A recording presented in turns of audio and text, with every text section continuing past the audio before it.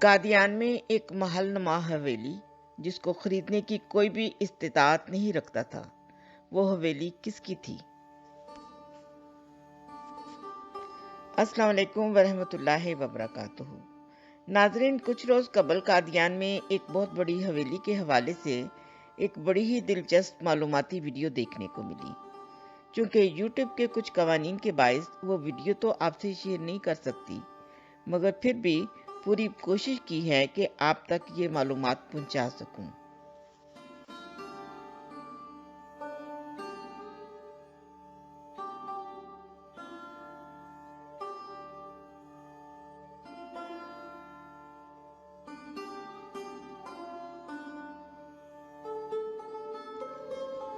ناظرین، یہ جو تصاویر آپ دیکھ رہے ہیں، یہ حویلی جو پارٹیشن سے قبل کسی محل سے کم نہ تھی، چودھری محمد ظفر اللہ خان صاحب کی ہے۔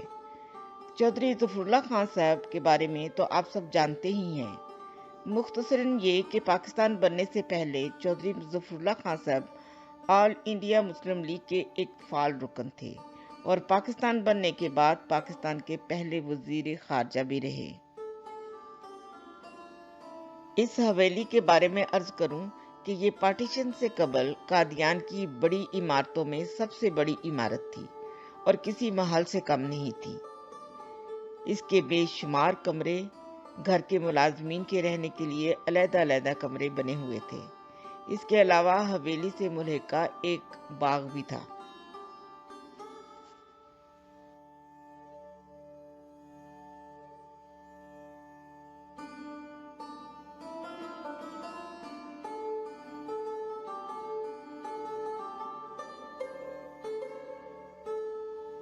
ناظرین، یہ حویلی اس دور میں بنائی گئی تھی جب قادیان میں ابھی بجلی بھی نہیں آئی تھی، مگر چودھری ظفر اللہ خان صاحب نے حویلی میں بجلی کی مکمل وائرنگ کروا دی تھی تاکہ جب بجلی آئے تو صرف کنیکشن ہی جوڑنا پڑے۔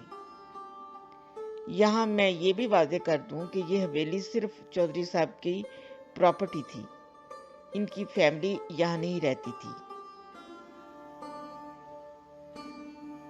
ناظرین، پارٹیشن کے بعد یہ حویلی کسی کو الاٹ نہیں ہو سکی، کیونکہ پاکستان سے ہجرت کر کے انڈیا آنے والوں میں سے کوئی بھی اپنی اتنی جائیداد چھوڑ کر نہیں آیا تھا کہ اس کو یہ محل نما حویلی الاٹ کی جا سکتی۔ ایک مرتبہ انڈیا گورنمنٹ نے اس حویلی کو نیلامی کے لیے بھی رکھا، مگر کوئی بھی اس قیمتی حویلی کو خرید نہ سکا۔ چنانچہ پنجاب گورنمنٹ نے اسے اپنے پاس ہی رکھ لیا اور بجلی بورڈ کا دفتر بنا دیا۔